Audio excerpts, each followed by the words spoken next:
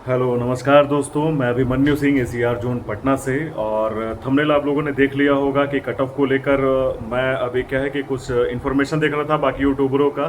तो आज संडे है, वीक ऑफ है, तो इसलिए मैंने सोचा कि आप लोग के लिए एक इन्फॉर्मेशन दूं, ताकि एक अभी एक आरटीआई क्या है कि ग्रुप में मेरे जो बच्चों ने क्या किया है कि एक आरटीआई शेयर किया है, उससे अजमेर जोन का। ऐसा मैंने प्रीवियस वीडियो में मैंने अजमेर जोन के बारे में मैंने एक बार बताया था कि ओबीसी का कट ऑफ ही नहीं दिया है, ठीक है, वर्टिकल में। तो उसमें हम ये देख सकते हैं कि आखिर क्यों नहीं दिया। उसके लिए आप लोगों ने एक एप्लीकेशन भी देखा होगा कि एप्लीकेशन भेजा गया कि आखिर ये क्यों नहीं रिलीज़ किया गया। तो अपेक्षा में ये उपयुक्त उसके इन्फॉर्मेशन में ये थी कि क्या वो एक्स सर्विसमैन को दे दी गई या फिर ये सीसीए कैंडिडेटों को दे दी गई, आखिर किस बिहाफ पे दी गई, और वो दी गई हैं तो क्या वो ओरिजिनल हैं। उस पर एक आरटीआई आया हुआ है और वो कंफर्मेशन करता है कि वो सीटें आखिर किसको दी गई हैं, ठीक है। उस पर हम बात करते हैं। पहले चलते हैं उस आरटीआई पे। उस आरटीआई के बारे में कुछ इन्फॉर्मेशन हम देख लेते हैं, उसके बाद इसके ऊपर मैं कुछ डिस्कशन करना चाहूँगा। चलते हैं अपने उस आरटीआई पे। तो देखो, जैसे कि ये आरटीआई है, यही वो आरटीआई है। आरटीआई में आप लोग देख सकते हो ये अजमेर का है और ये डेट मेंशन है यहाँ पे। डेट ऑफ एक्शन यहाँ पे 21/7/2024 है, ठीक है। और इस पर आप लोग देख सकते हो कट ऑफ के लिए CN08/2024। यही वो आरटीआई है जिसमें भाई देखो यहाँ पे बता रखा है कि ये सीट जो है किसके हक में गई है। और ये आरटीआई आप लोग को 2024 के लिए भी, 2024 में आप लोगों का ये साबित होता है, और 2025 के लिए भी ये चीज़ बहुत बेनिफिशियल आप लोगों के लिए होगा कि आप लोग वर्टिकल की सीट लेंगे। और वो हर एक कैटेगरी का कैंडिडेट ले सकता है, चाहे वो यूआर का हो, ओबीसी हो, एससी हो और एसटी हो। तो अजमेर का ये आरटीआई के अनुसार वो सटीक ये चीज़ इन्फॉर्मेशन मिल जाती है कि हाँ भाई ये आरटीआई से सीसीए वालों ने सीट ली है। अब ये फैसला तब होगा कि जब ये सीसीए वाले जब डीवी में जाएंगे तो ये ओरिजिनल थे, और इसमें से कितने ओरिजिनल हैं और कितने डुप्लीकेट थे। डुप्लीकेट वालों के लिए तो भाई बहुत परेशानी क्रिएट होने वाली है। क्योंकि आप पीईटी अगर आप नॉर्मल वर्टिकल के फॉर्म में अगर आते डायरेक्टली, अगर आप ओपन कैटेगरी के अनुसार आते तो आप अपना पीईटी देते और क्वालिफाई करते। मगर आप सीसीए के अकॉर्डिंग आप लोग आए हैं, तो इसमें आप लोग का जानते हैं कि सीसीए में आप लोग का पीईटी माफ़ है, आप लोग को पीईटी देना नहीं है। मगर वो जो नकली जो कैंडिडेट हैं वो तो पीईटी भी नहीं दे पाएंगे। तो यानी कहने का मतलब कि ना वो इधर के रहे, वो ना ही उधर के रहेंगे। और प्लस में शायद उनके उस डॉक्यूमेंट वेरिफिकेशन में शायद उनके साथ बहुत ही कड़ा रवैया अपनाया जा सकता है और सख्त उस पर कार्रवाई की जा सकती है शायद वो। देखो, और रेलवे का जो सख्त कार्रवाई ये है कि आप 5 साल के लिए बर्खास्त किए जा सकते हैं, चाहे 10 साल के लिए बर्खास्त किए जा सकते हैं। आप कोई भी रेलवे का एम्प्लॉयमेंट आप अप्लाई नहीं कर सकते हैं। और ये भाई ये बहुत रिस्क है। और इसके लिए आप लोग को मैं यही बोलूँगा कि उम्मीद करता हूँ कि ये चीज़ मैंने पहले भी डिस्कशन किया था कि 2025 वाली वैकेंसी में कोई भी अगर कोई अदर डिपार्टमेंट से अगर अप्रेंटिसशिप किया हो तो वो यस करके ना भरे। क्योंकि उसके लिए डीवी में बहुत दिक्कत होगा। और ये एक चीज़, इस चीज़ के लिए मैं ये भी कहूँगा कि अकॉर्डिंग टू जो केस हुआ था तेलंगाना में, इसमें जज का जजमेंट यही है कि जो भी डीवी की प्रक्रिया हो बहुत सख्ती से उसकी जांच की जाए, हर एक डॉक्यूमेंट का बहुत सख्ती से जांच किया जाए। तो इसमें आप लोग को ही दिक्कत होगा। चलते हैं अब फेस कैंप पे। तो जैसा कि आप लोगों ने वो आरटीआई देखा होगा जो कि मैंने आपके होम स्क्रीन पे अभी मैंने कुछ समझाया था, वो आरटीआई जैसे दर्शा रहा है कि वो जो सीटें हैं जो वो एक्स सर्विसमैन और सीसीए कोटा को मिल गई। यानी अब इसमें एक अंदाज़ा लगाया जा सकता है, ये सिर्फ और सिर्फ ये जो है अजमेर जोन की ही बात नहीं है। जानते हो आप लोग कि हाँ, यहाँ पे 16 जोन है आप लोग के अंडर में, और आप लोग को इसमें ही सीट लेना है। तो ये सिर्फ और सिर्फ एक जोन का बात नहीं है, ये एकमात्र ऐसा जोन अभी सामने आया है जिसमें पूरी की पूरी सीट ही मतलब ले ली गई है हॉरिजॉन्टल कोटा के अकॉर्डिंग। मगर इसमें जहाँ तक बात है कि सिर्फ ये एक जोन में नहीं घटित हुआ होगा, किसी किसी जोन में, अजमेर जोन में सीटें उतनी ही थी।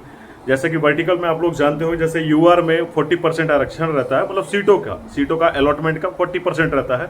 27% आप लोगों का ओबीसी का निकाल दिया जाता है, 15% आप लोगों का एससी के लिए निकाल दिया जाता है, और एसटी के लिए 7-7.5% है, ऐसा ही शायद मैं कुछ गलत ना हूँ तो। और ईडब्ल्यूएस के लिए 10% अलॉट किया गया है। इसके अकॉर्डिंग ही सीटें अलॉट की जाती हैं। तो सीटें भी ये 200 कुछ सीटें थी जो कि पूरी की पूरी हॉरिजॉन्टल कोटा के अकॉर्डिंग मतलब कि ले ली गई। तो देखो कहते हैं ना कि इसमें सिर्फ और सिर्फ मतलब ऐसा नहीं कह सकते कि भाई देखो सीसीए में पढ़ने वाले कैंडिडेट भी हैं, बिल्कुल हैं। और ये और भी जोनों में हुआ होगा, जैसे मान के चलो कि अगर 300 सीटें अगर किसी अगर ओबीसी की अगर किसी भी जोन में अगर मिल रही हैं, तो शायद हो सकता है कि हॉरिजॉन्टल का 200 सीटें ले ली गई हों, 100 सीटें जो है वर्टिकल के लिए बची गई हो ओपन के लिए। ऐसे बहुत सारे, सिर्फ और एक कैटेगरी में नहीं है, हर एक कैटेगरी में हुआ होगा ऐसा। ऐसा मान सकते हैं जैसे एससी हो गए, चाहे एसटी हो गए, चाहे ईडब्ल्यूएस हो गए, ये सारे कैटेगरी वाइज सीटें हैं। ओपन के यूआर को हम अनरिजर्व कोटा कहते हैं, वो कोई कोटा नहीं है, वो अनरिजर्व है, उसमें कोई वो रिजर्व कोई कोटा नहीं है, उसमें कोई भी आ सकता है। मगर इसमें कहने का अर्थार्थ ये है कि मतलब इसमें कोई भी सीसीए कैंडिडेट अपना वर्टिकल का सीट ले सकता है, और ये हर जोन में हुआ होगा। तो ज़्यादा कुछ देरी ना करते हुए इन्फॉर्मेशन मैं सिर्फ और सिर्फ इतना ही देना चाहूँगा कि ये ज़्यादा आप लोगों का मतलब इसमें वो कट ऑफ का उतना आप लोग मत लीजिए, उतना मत लीजिए कि उतना जाना चाहिए। मैं एक ही चीज़ कहता हूँ, और मैं बाकी लोगों को भी यही चीज़ समझाना चाहता हूँ जो इस पर कुछ आप इन्फॉर्मेशन देना चाह रहे हो, कि देखो ऐसा है कि देखो अप्रेंटिस का कोई भी इन्फॉर्मेशन कुछ हो तो क्या है कि देखो एक या तो CNW स्टाफ जान रहा होगा, या कोई ट्रैकमैन जान रहा होगा, चाहे वो डीजल मैकेनिक का कोई वो ड्राइवर के भी अंडर में दे दिया जाता है अप्रेंटिस वाले को। ज़्यादा करके पीट लाइन का चाहे वर्कशॉप का, मतलब कि इसमें क्या है कि बच्चों को क्या है कि कराया जाता है अप्रेंटिस, उसमें उसी ट्रेड में ज़्यादा करके बच्चे करते हैं। तो वो स्टाफ ही मतलब कि सही से बता पाएगा जिसके अंडर में वो बच्चे काम कर रहे हैं। तो देखो मेरे अंडर में काम किया है बच्चों, तो ये इसीलिए मतलब थोड़ा बहुत इन्फॉर्मेशन आप लोग के लिए थोड़ा बहुत मैं इकट्ठा कर पाता हूँ, चाहे आप लोग के बारे में जान पाता हूँ। तो जहाँ तक इसकी कट ऑफ, देखो कट ऑफ एक चीज़ इतना ही आप लोग को ध्यान रखना है, कट ऑफ जो है सबसे लास्ट वाले मेंबर का बनता है, ठीक है। और ये एक अभी भी रेलवे मंत्रालय ने, ये डिपार्टमेंट ने कोई भी आपको ये इन्फॉर्मेशन नहीं दिया कि भाई कितने का आंकड़ा है, कितना मतलब कम है और कितना कोई नकली है और कितना सही है, ये अभी कोई भी आंकड़ा अभी सिद्ध नहीं होता है। तो कट ऑफ देखो सबसे लास्ट वाले बंदे का ही डिसाइड किया जाता है। तो अभी कट ऑफ आप लोग 65-70 ऐसा ना कीजिए बिल्कुल भी, क्योंकि उतना तो आपका ओपन में भी मतलब उतना कैटेगरी में कहीं किसी जोन में नहीं गया हुआ है, ठीक है। तो बात इतनी सी थी। और देखो जब ये बात अगर 2024 में 6400 वैकेंसियाँ हैं सीसीए की, 6400 वैकेंसियाँ, 6480 करीब ऐसे कुछ है। तो इसमें मेरे को जहाँ तक अभी तक एनालाइज करके मुझे ऐसा लगा हुआ है कि ये लगभग 8000 प्लस सीसीए इस बार जो है ज्वाइन करेंगे। और ये 22,000 जो वैकेंसी आई है 2025 की वैकेंसी जो है, जिसमें 22,000 22,500 के करीब ऐसी कुछ वैकेंसियाँ जो आई हुई हैं, जिसमें सीसीए का 4400 कुछ सीटें अलॉट की गई हैं। इसमें भी कम से कम 6,000 प्लस 7,000 के करीब उसमें भी होते हुए दिखेंगे। मैं ये कहता हूँ कि ये जो दो वैकेंसियाँ हैं 2025 की और 2024 की, इन दो वैकेंसियों में आप लोग के लिए बहुत सुनहरा अवसर है। इसमें बहुत एक लंबी तादाद में, बहुत एक अच्छे क्वांटिटी में सीसीए कैंडिडेट जाते हुए दिख जाएंगे, और 2025 में भी जाते हुए दिख जाएंगे। और इसमें क्या है, एक बात ये चीज़ सोचने वाली है कि भाई हम ज़्यादा नंबर लाकर क्या करेंगे क्या। एक बात समझ लो, अंदर का आदमी ही, एक एम्प्लॉय ही आप लोग को समझा सकता है कि अच्छे नंबर वाला जो अगर हॉरिजॉन्टल को छोड़ के वर्टिकल के फॉर्म में आ रहा है, तो उसकी एक सेल्फ रिस्पेक्ट अलग होती है, उसकी एक बात अलग होती है। देखो क्यों, क्योंकि देखो हर आपके जोन में, जिस भी आप जोन में, जो भी जोन आपको अलॉट होता है, जो भी डिवीज़न आपको मिल जाता है, वहाँ पे आपका डाटा मेंशन रहता है। आप वर्टिकल फॉर्म में आता है, और वर्टिकल देखो वो हॉरिजॉन्टल का आपका सीसीए का रिकॉर्ड भी है, और प्लस में आपके इतने अच्छे मार्क्स थे कि आप वर्टिकल का सीट लिए, तो उसकी एक सेल्फ रेपुटेशन और चाहे उसका एक अलग ही वैल्यू होता है। आप नंबर ले आइए, 2025 वाली वैकेंसी में भी अच्छा नंबर ले आइए। अपना जो भी पोस्ट प्रेफरेंस है, जो आपने सीसीए करते वक्त जो भी आपने ट्रेड लिया था, आप उसमें ही रुचि रखें लेने का, उसको ही फर्स्ट अपॉर्चुनिटी दें पोजीशन का, उसी पोस्ट का। ताकि क्योंकि आपने उससे कोर्स कर रखा है और आप वो काम बेहतर जानते हैं।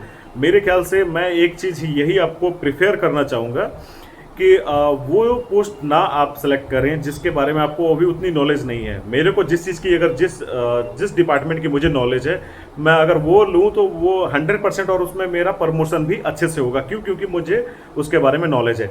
बात इतनी सी थी, ज़्यादा वीडियो को लंबा ना करते हुए आप लोग को बेस्ट ऑफ लक 2025 वाली वैकेंसी के लिए। 3 अगस्त से इसकी परीक्षाएँ चालू हैं और 21 अगस्त तक इसकी चलेंगी। यकीन करता हूं और इतना मैं उम्मीद भी रखता हूं कि जितने भी मेरे सीसीए भाई होंगे वो बेहतर स्कोर करें और वर्टिकल की सीट लें। क्यों? क्योंकि देखो आप लोग को अपना अभियान जो है वो 20% से बढ़ाकर वो 25 से 30% करना है। वो 30% किस तरह से होता है ये आपको ये आरटीआई ने भी बता दिया कि आप वर्टिकल का सीट ले सकते हैं। आप लोग के पास मौका है और मुझे यकीन है कि सीसीए वाला कैंडिडेट ज़्यादा कमज़ोर नहीं है, वो पढ़ना जानता है और उसने साबित भी किया है। मिलता हूँ किसी और वीडियो में किसी और इन्फॉर्मेशन के साथ। मैं अभिमन्यु सिंह, एसीआर जोन पटना से। जय हिंद, जय भारत।